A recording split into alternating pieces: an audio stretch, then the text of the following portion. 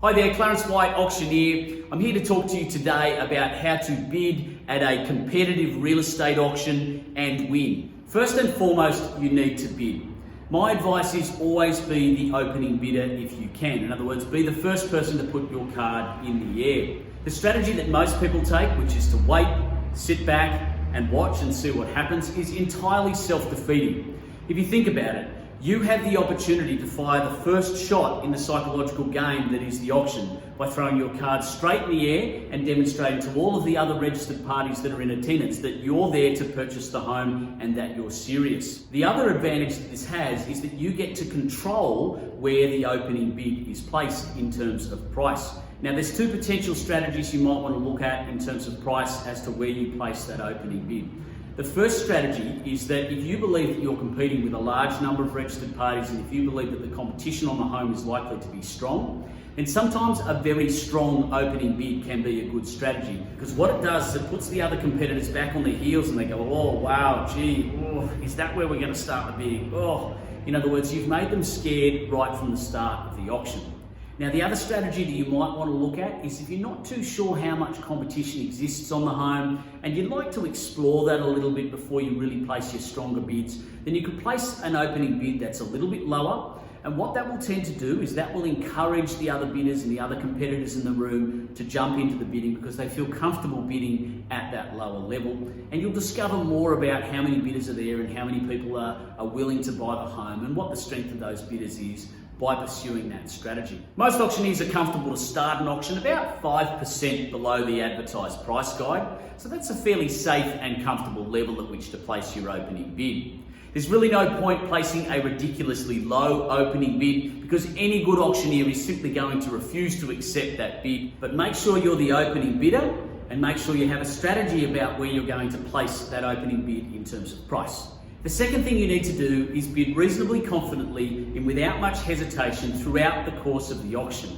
And the reason that that's important is because, again, if you think about the psychological game of the auction, the message that you are sending to your competitors at that point is no matter what you do, I'm going to keep bidding and I'm going to buy the home. And truthfully, that is the only way to actually save yourself money when it comes to buying at auction. And I'll tell you how.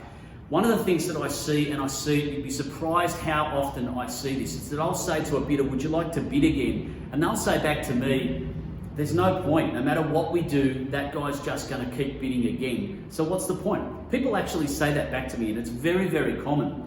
Now, at that point, you've actually won the psychological game of the auction because you have caused the other bidder to stop bidding, perhaps before they finish their budget, because they're working under the belief that no matter what they do, you're going to keep bidding and you're going to buy the home. This strategy is the same strategy that most of the professional buyer's agents take when they come to auction and bid on behalf of a client. The reality is confident bidders who are determined to buy the home usually end up being the purchaser. The third thing you need to do, and this one is vitally important, is you must make sure you are the highest bidder no matter where the auction finishes. Now, obviously, if the property is sold under the hammer, then you need to be the highest bidder in order to be the purchaser. However, if the property is passed in, it is equally important to be the highest bidder in that instance because in all likelihood, the agent and the auctioneer will afford, as a courtesy to the highest bidder, to give them the first opportunity to negotiate. Now, if you're the underbidder, you're likely to be left out in the front yard while the highest bidder is taken inside, and 9 times out of 10, the deal is done in that negotiation with no further opportunity for the underbidder. So it is essential, if the property is passed in, that you finish as the highest bidder in order to put yourself in the best position to secure the home on auction day. A couple of other considerations. Think carefully about your bidding increments, i.e. the amount that you bid each time you place a bid.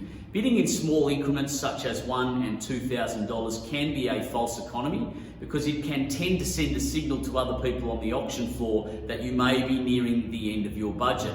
And that can tend to encourage other bidders to keep on bidding even if they are then exceeding their own budgets because they believe they are close to securing the home. Please also bear in mind that the auctioneer has the right to refuse any bid they believe is not in the best interests of the vendor. So bidding in very small increments early on in the auction can tend to be a waste of time. A good auctioneer will simply refuse to accept those bids and keep searching for something larger. Disruptive strategies of any kind, such as calling out during the auction or asking questions that are deliberately designed to put other bidders off, are very much a double-edged sword. I would not recommend any of those types of activities. All you tend to achieve is getting the agent, the auctioneer and the seller all offside. You also need to be aware that there is legislation around what's called collusive practices.